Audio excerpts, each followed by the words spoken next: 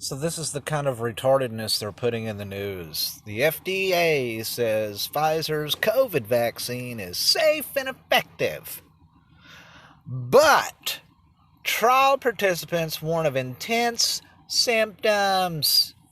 So it's safe and effective, but the people who've received it so far are warning of intense symptoms. I mean, let's just see what it actually says.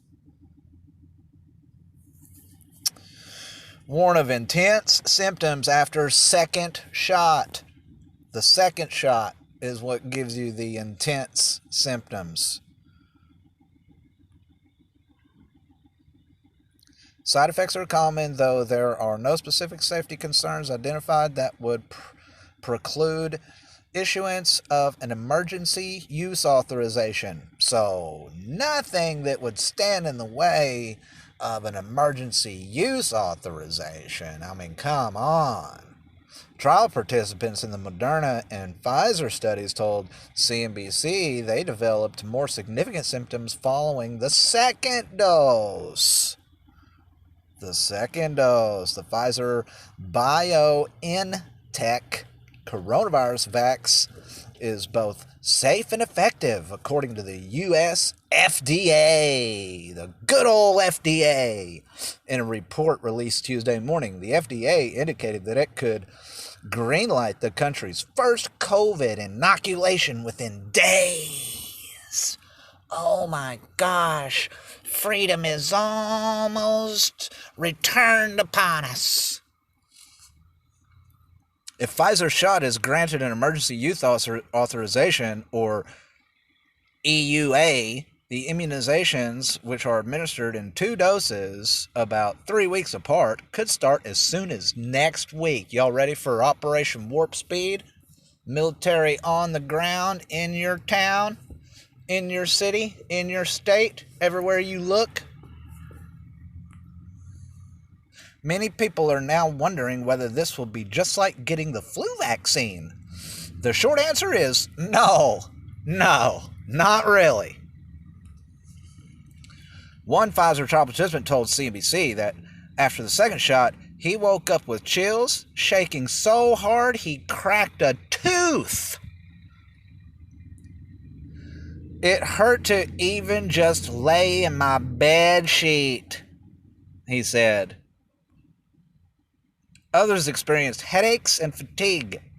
The FDA said that while side effects of the Pfizer vaccine are common, there are no specific safety concerns identified that would preclude issuance of an emergency use authorization, because that's what they're going for, the emergency use authorization.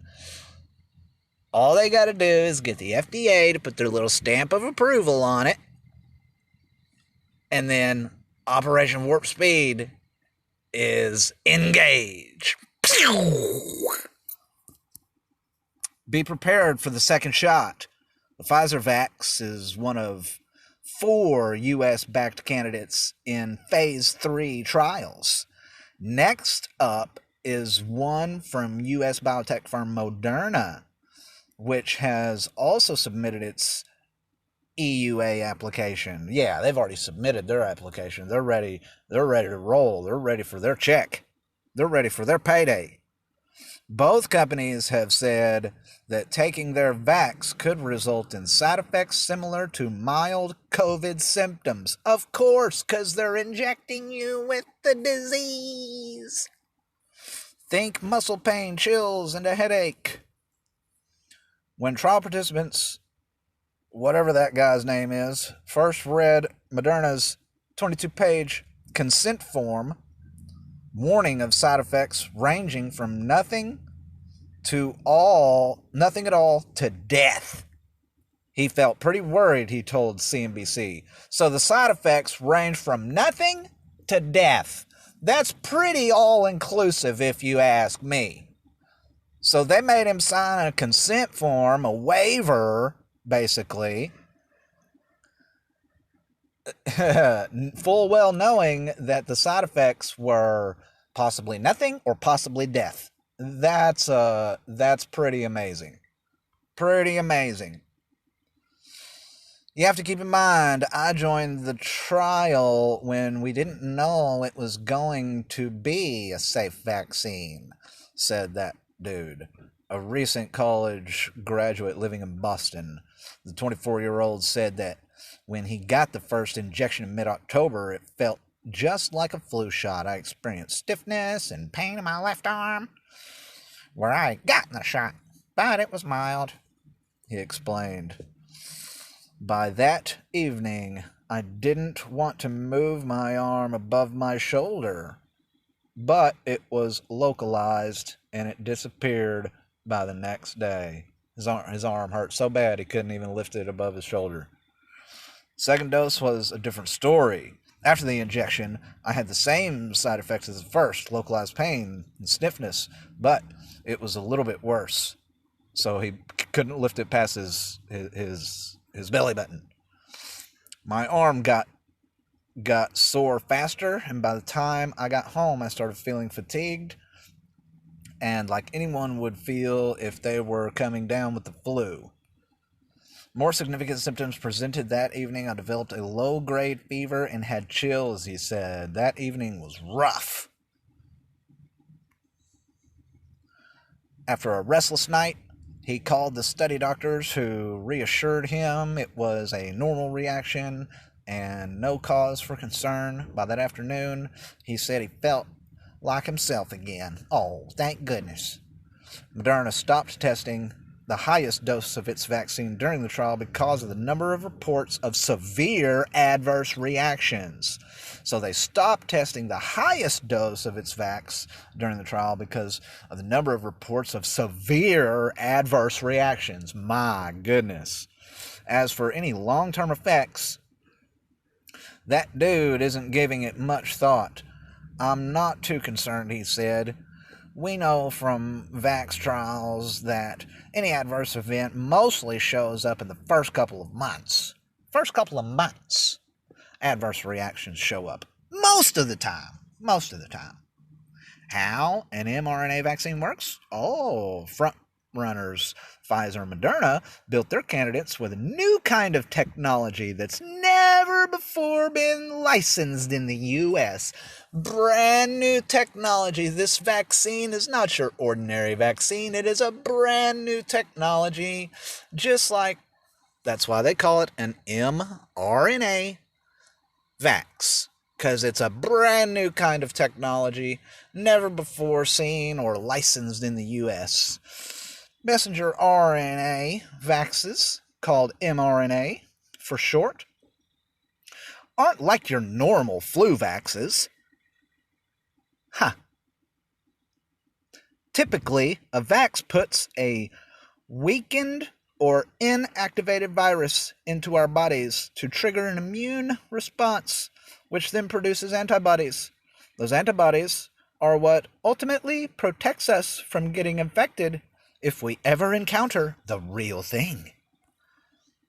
An mRNA vaccine, on the other hand, is essentially just a piece of genetic code that contains instructions for our body.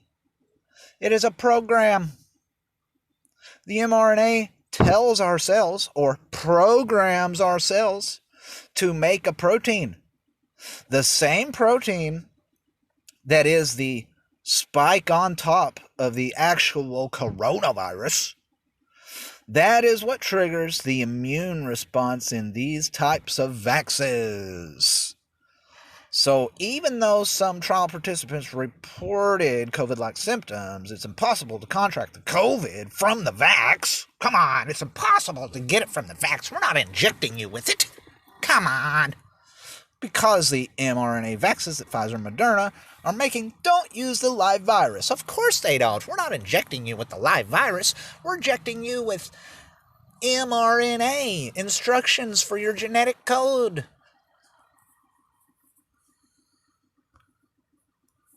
My goodness. Dr. Hannah L. Saley? Is that how you say it? Saley? Whatever. Who oversees a clinical trial for Moderna's vaccine candidate, said one major benefit of the mRNA technology is how fast it is to make. The attractiveness of it is the speed with which it can be manufactured once we know the sequence of the virus, said El Saley. With the traditional flu vaccine, you have to first grow the virus in an egg, then deactivate the virus, and finally put it into vaccine vials with either mRNA or recombined DNA technology. The COVID vax's faster manufacturing timeline is key as distributors look to expedite distributions to the U.S. population. Paying for the vaccine. Nobody pays for the vaccine. It's sponsored by the government. Don't you remember when this first happened? In the CARES Act, they said that the CARES Act would take care of all COVID-related medical bills, including the vax, including testing. We don't have to pay for nothing. It's all free. They're the government. They're here to help. We're in a pandemic. Calm down. Also, key to widespread vaccinations is making sure governments around the world have enough money to buy the vaxes. Moderna said in August it's charging between $32 and $37 per dose for its vax and would perhaps offer a discount if it's bought in bulk. Pfizer, on the other hand, is more affordable. It's reportedly $20 a dose. The U.S. has secured 100 million doses of the Pfizer vax, which is enough to vax 50 million people. But to achieve herd immunity, experts say... Yeah, what experts? Did you name anybody? Experts say roughly 70% of the population needs to be vaxxed or have natural antibodies. That's about 462 million doses for herd immunity, and an estimated 660 million doses for everyone in the country. Pfizer board member Dr. Scott Gottlieb, whatever you say. Why does everybody have weird names?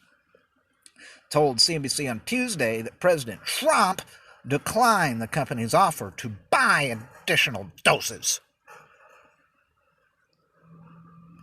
I mean, come on, dude. Come on.